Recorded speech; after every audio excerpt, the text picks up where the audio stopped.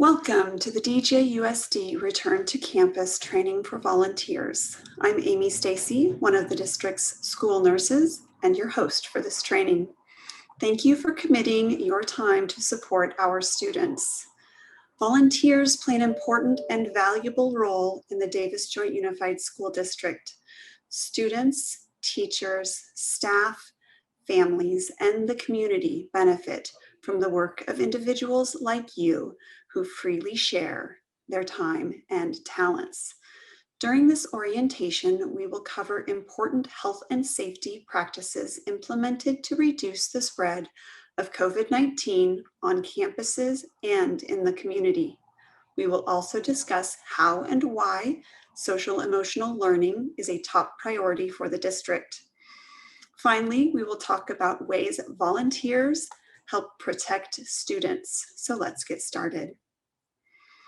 The California Blueprint for a Safer Economy continues to guide the school reopening process based on 4 tiers defined by the 7-day average of daily COVID-19 cases per 100,000 population and the test positivity rate in the county. The DJUSD School Board has established specific conditions that must be met to move forward with a hybrid return to campus. This motion has 2 fundamental components. The first includes the conditions for a return to campus that are within the control of the district, such as asymptomatic testing for students and staff, and classroom setup to ensure adequate distancing and ventilation. The second includes conditions outside the control of the district, such as the county tier status and second-round vaccinations for staff. Monitor the district's website for the most recent status. The county data does change often, and the most updated information can be found on the Yolo County COVID-19 dashboard linked above. Along with paying close attention to health conditions in the community, we must also prepare staff, students, volunteers, and our school sites for a return to campus. School site preparedness includes widespread deployment of personal protective equipment such as masks, face shields, and gloves for staff and students. We have a large amount of hand sanitizer available and portable hand washing stations for each school site. Students and staff will have access to sinks and portable hand washing stations. Classrooms, multi-purpose rooms, gyms, work areas, and offices will have access to hand sanitizer stations. Classrooms and restrooms will be closely monitored to ensure adequate hand washing supplies. We are installing hydration stations on all campuses and encourage students and staff to bring their own water bottles. Ventilation has been improved with the installation of MERV 13 high-grade air filters in all classrooms, and we are purchasing air purifiers for each classroom. Signage is posted on campuses to remind students and staff of the need to wear a face covering, physically distance 6 feet apart, and practice frequent hand washing. We have implemented enhanced cleaning measures, which include daily disinfection of the front offices, bathrooms, staff workrooms, health offices, and classrooms, with particular attention to high touch point areas such as light switches, doorknobs, handles, desks, tables, countertops, dispensers, faucets, and sinks. Custodial staff are carefully monitoring the soap and paper towel supply in restrooms and are replacing frequently. If you notice that any supplies need to be replenished, please alert the office staff or custodial staff directly. All rooms being used by staff, students, or volunteers will be disinfected daily. We want to continue to remind you that staff and volunteers must report all potential cases of COVID-19 in the district using the COVID-19 reporting at DJUSD email address or by calling the COVID-19 response line at 530-235 6137. This includes staff, volunteer, or student exposure to a positive or probable case. When in doubt, report the case. Health services staff will contact the reporter and provide education and guidance on health issues and protocols, and will notify Yolo County Public Health if positive or probable cases of COVID-19 exist. The health department is responsible for all aspects of contact tracing in the community. However, health services will support contact tracing in the school environment by determining who in the school has potentially been exposed and provide notification as recommended. DJUSD will follow Yolo County Public Health guidance to determine if groups or school sites need to be quarantined and communicate with affected families and staff. Additionally, health services will work with quarantined or isolated individuals and/or families on a plan for return to school. One of the most important things we can do to protect our community is to wear a face covering when you are on campus. All staff, volunteers, and students in preschool through grade 12 are expected to wear a face covering at all times on campus, when indoors and when outside. Face coverings should be worn during exercise, even with heavy exertion. Face coverings may be removed for eating, but physical distancing must be maintained. If you become aware of a student who is unable to wear a face covering due to a documented health condition, please direct the parent to contact the school nurse immediately. If a student cannot wear a face covering due to a medical issue, volunteers must wear a surgical face mask, and a face shield is also recommended. For any questions or concerns regarding a student who cannot wear a face covering, please contact your administrator or school nurse. Face coverings must cover the nose and mouth and chin, secure with ties or straps, and have at least 2 breathable layers. The face covering cannot have a valve, which is typically a raised piece of plastic on the front or side of the mask. Valved masks are not considered a face covering per county health orders, as droplets are released through the valve, putting others nearby at risk. If a student arrives on campus wearing a valved face covering, please provide them an appropriate face covering. Face coverings should be cleaned after 1 day of use. If you see a student or staff member who is not wearing a face covering inappropriately, or wearing a face covering that has a valve, please remind them of the requirements. As members of the DJUSD community, if you see something, say something. Now, let's watch a short video on the use of cloth face coverings.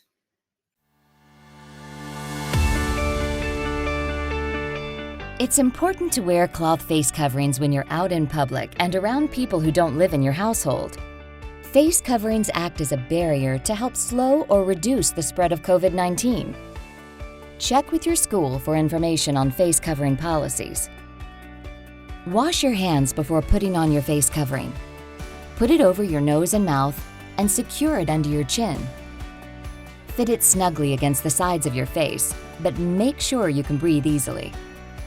Don't put the face covering around your neck or on your forehead, and don't touch it. If you do, wash your hands. Never share or swap face coverings. When you get home, carefully take off your face covering by stretching the ear loops or untying the strings behind your head. Fold the outside corners together and put it aside for washing. Then wash your hands. Cloth face coverings should be washed and dried after use each day. Label your face covering with your name or initials. Bring a backup in case it's needed. In addition to wearing cloth face coverings, remember to follow everyday healthy habits. Wash your hands often, stay 6 feet away from others, and stay home if you're sick.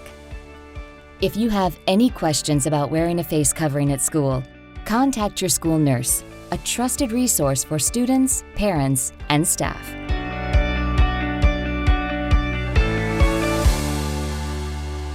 Hand washing is one of the best ways to prevent the spread of germs. Students, staff, and volunteers should wash hands with soap and water prior to leaving for school and when they get home. Please have hand sanitizer readily available for use and ensure everyone sanitizes hands when they enter and exit any DJUSD facility. Additionally, please remind students to wash hands with soap and water prior to eating, after using the restroom, and when hands are visibly dirty. Now, let's watch a short video on hand hygiene.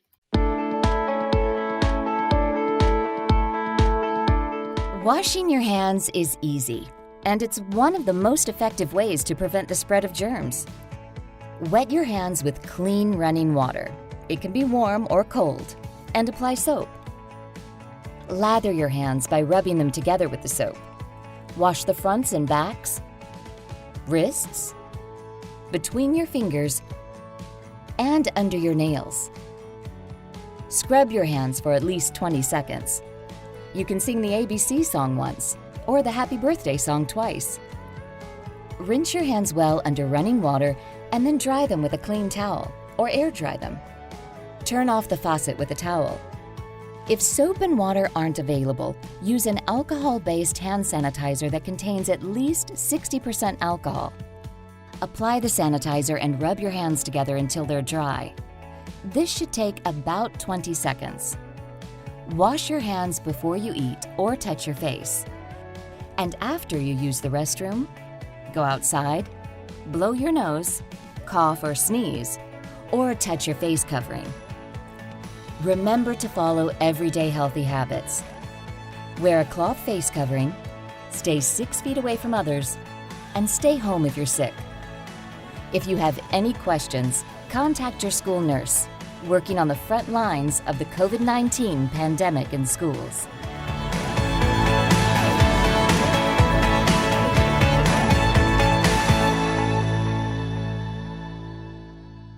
Staying 6 feet apart at all times is an important component in reducing the spread of COVID-19.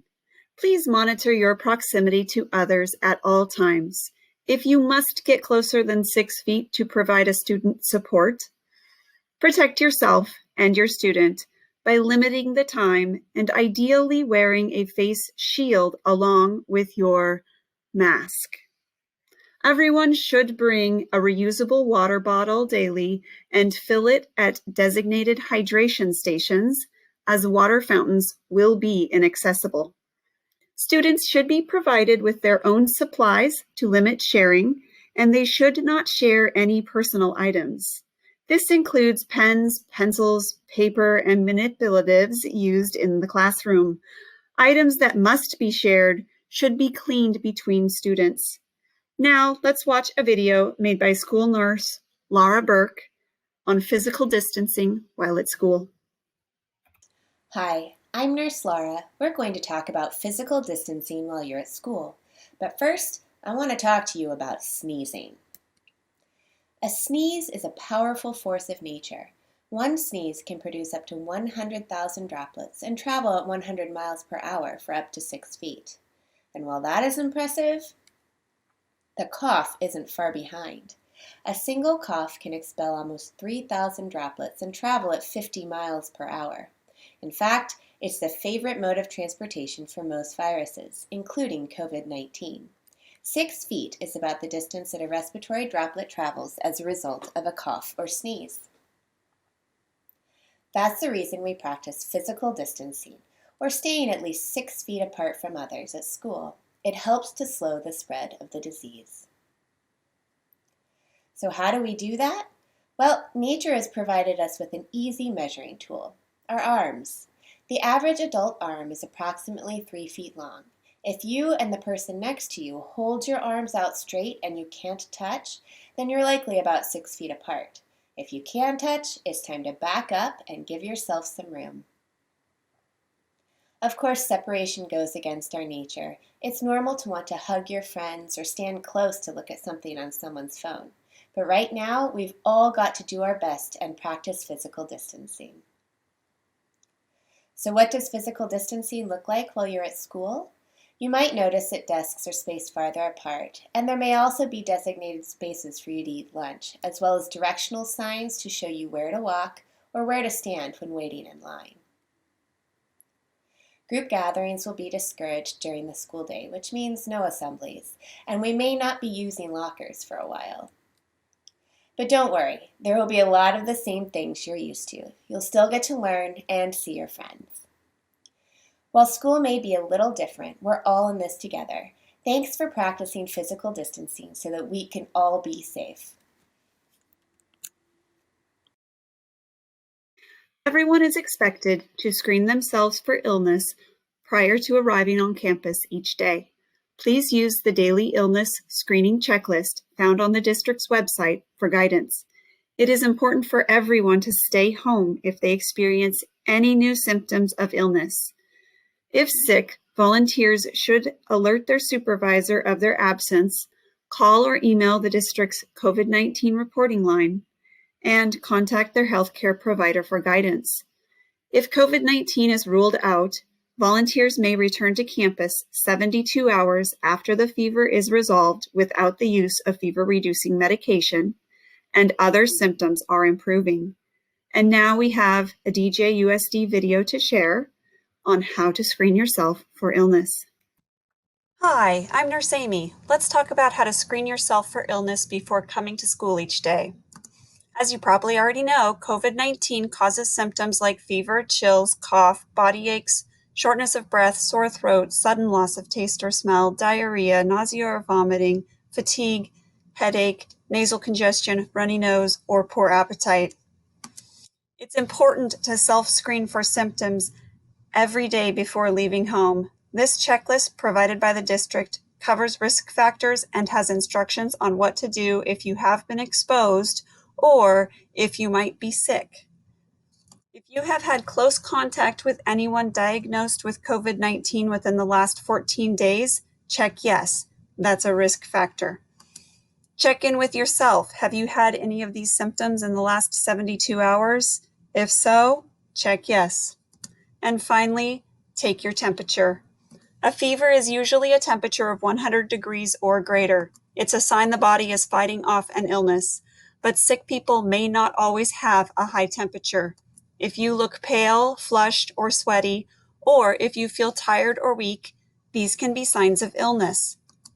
Scientists have found kids and teens can be infected with COVID-19 and contagious, but may not show any symptoms or may have very mild symptoms that can feel like a cold or the flu. They may not have a fever. Some only have stomach problems. If you don't feel well, you should stay home, rest, and watch for new or worsening symptoms. Your parent or guardian should report your absence to the school and call your doctor. COVID-19 may not be the cause, but it's better to be safe than sorry. So, what if you have seasonal allergies or asthma? If you have allergies or asthma, some of the symptoms are similar to those of COVID-19. But allergies and asthma are not contagious, and it's okay to go to school. Please make sure the school nurse knows you have allergies or asthma. Manage your symptoms with maintenance medicine, and if you have an emergency inhaler, please carry it at school. Any student who has symptoms at school may be screened for COVID-19. The student will be allowed to rest for at least 10 minutes, and if symptoms don't improve, the student will go home from school. The school nurse will follow up with the family and public health to provide support and information. Let's review. If you stay home sick, your family should report symptoms to the attendance secretary and call your doctor for guidance. You should not return to school until you've been fever-free without the use of fever-reducing medicine for 72 hours. That is 3 days at home without a fever, because even after a fever is gone, you can still infect others, especially when coughing, sneezing, or blowing your nose. Taking care of yourself by self-screening every day and staying home from school if you don't feel well helps everyone stay healthy. Thanks for watching and see you at school. Students and families are also expected to self-screen for illness each day. All families have access to the daily illness screening checklist and training on how to self-screen and how to screen their child for illness. When students arrive on campus, please greet them outside and do a visual screen for signs of illness. You can use the classroom screening flowchart for illness and injury as a guide. Ensure that students clean their hands with hand sanitizer or soap and water upon arrival. Contact the site administrator or your supervisor if you need any supplies. If the student appears ill or reports that any household member is ill or has had a positive risk factor, the student must be immediately provided with a surgical face mask to put on over their face covering and directed to wait at least 6 feet from others while you call a parent or guardian to pick up the student. Notify the office or the COVID-19 reporting line regarding the student's illness and/or risk factors. Volunteers who become ill while at school must immediately place a surgical mask over their face covering and contact their supervisor. Leave campus as soon as possible. If you must supervise the students until a substitute arrives, it is best to stay as a group outside and maintain at least 6 feet physical distancing from others. Alert the district's COVID-19 reporting line as soon as possible. And when reporting your illness, please include your name, phone number, school site, and any symptoms you are experiencing. Once you leave campus, you should self-isolate at home away from other household members and not return to campus until cleared. The district's COVID-19 Healthy Campuses website includes the most recent guidance on self-isolation and when it is safe to return to campus. Seek medical attention immediately if you or another staff member are experiencing severe symptoms such as trouble breathing, bluish lips or face, new confusion, persistent pain or pressure in the chest, or inability to wake. Tell emergency medical services if you or the staff member is experiencing severe symptoms consistent with COVID-19. If you are using a classroom for an activity, all furniture and equipment must be returned to the original position in which you found it before leaving for the day. To help ensure physical distancing in the classroom, students should sit 6 feet apart. Place desks and tables to maximize space between students and mark any seating that will not be used. Position classroom air purifiers according to manufacturer's instructions to maximize air exchange within the room. To improve classroom ventilation, open at least one door or window as weather and air quality permit. Report any ventilation issues, such as concerns regarding your HVAC or air purifier, to the site administrator. Students may be nervous coming to campus. Prior to starting a new activity, it may be helpful to explain to students how you will keep each other safe while on campus. This includes everyone keeping their face coverings on and staying 6 feet from others. Talk about the use of hand sanitizer and hand washing and any specifics about your activity, such as if you will be working indoors or outdoors, appropriate clothing for the activity, personal supplies, water bottles, and backpack storage. To build community within the group, encourage students to follow safety practices and health guidelines for the benefit of each other, not only while on campus, but also while at home. Additionally, ensure students know they must follow your instructions regarding health and safety practices as well as all other aspects of the activity. In order to promote physical distancing and discourage gathering on campus, the district limits non-essential people on campus. For younger students, escort them to the parking lot to await pickup. Parents may not congregate in front of classrooms and should wait in their car or on the site's entry sidewalk when dropping off or picking up their student. Parents are also expected to wear a face covering and maintain physical distancing when dropping off and picking up students from school. If you see students, parents, or staff engaging in unsafe behavior, please remind them of these rules and report concerns to administration. Avoid gathering inside and eat outside, physically distanced, when possible. For additional health and safety training resources, please visit the district's Health Services page. The staff training page can be accessed on the left side menu bar. More policies and guidelines for COVID-19 can be found on the district's COVID-19 Return to Campus website under Healthy Behaviors and Healthy Campuses. We are fortunate to offer these extracurricular activities. The goal of these opportunities is to prioritize relationships and build community in order to foster social-emotional learning. During distance learning, SEL has risen to the top and is guiding our interactions and framing what it means to appropriately deliver distance learning. SEL is not a new concept. For decades, we've been talking about ways to engage students and create safe environments in which teachers can teach and kids can learn. We know, and research tells us, that our experiences shape development. Strong adult relationships, even with one adult, can be a protective factor that builds resilience in a young person.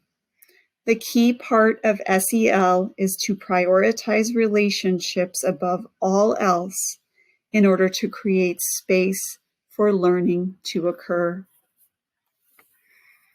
Keep in mind that the students invited to participate in extracurricular activities have been experiencing isolation.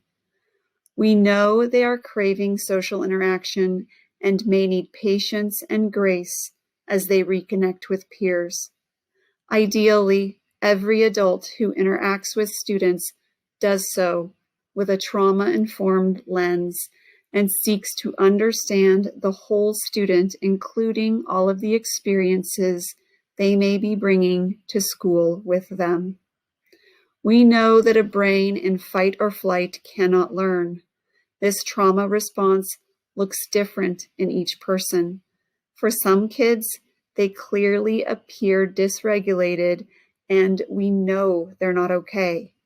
For others, it can look like what we would traditionally call acting out or defiance. Others can just appear flat and disconnected.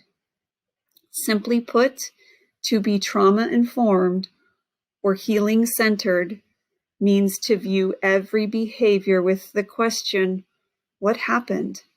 As opposed to, why did you do that? Or why are you disrespecting me, ignoring me, not trying, etc. When we stay curious and understand that we cannot know what triggers a student to go from thinking brain to their survival brain, we can help keep ourselves regulated and in turn help them regulate too. This can be done with brain breaks and by using mindfulness. Never underestimate the power of a few deep breaths. As volunteers, you are mandated reporters and must report if you suspect any child is being abused. While you need to be the reporting party, we encourage you to consult with a school counselor or one of the district's managers of prevention and wellness, Kara Messmore or Jen Mullen, to run through your thoughts or worries. Please understand it's not your responsibility to investigate anything. However, it is the law to report concerns.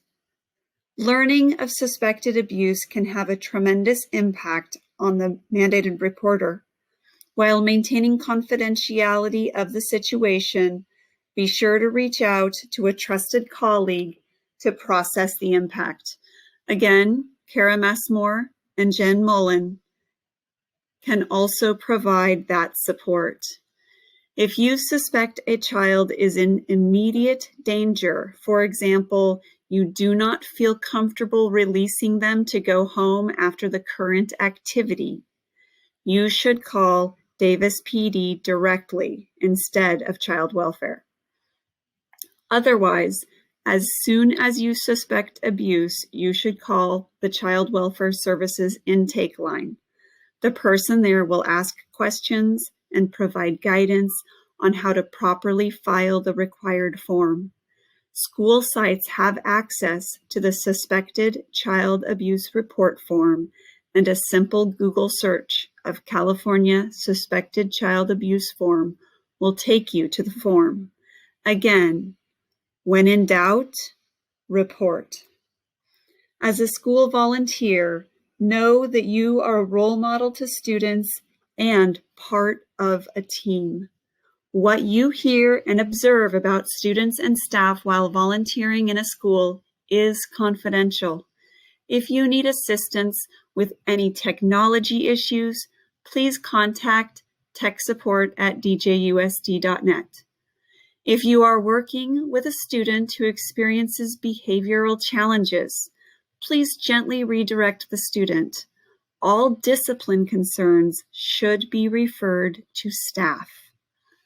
There is a process in place for fingerprinting all volunteers at no cost to the volunteer. Site principals or supervisors will initiate this process and provide guidance. Please visit the district's website for more information on volunteer guidelines.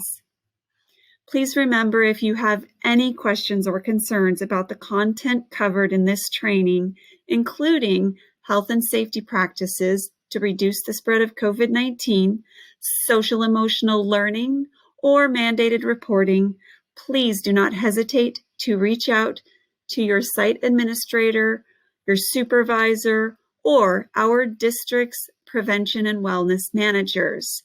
Thank you for your commitment to our students.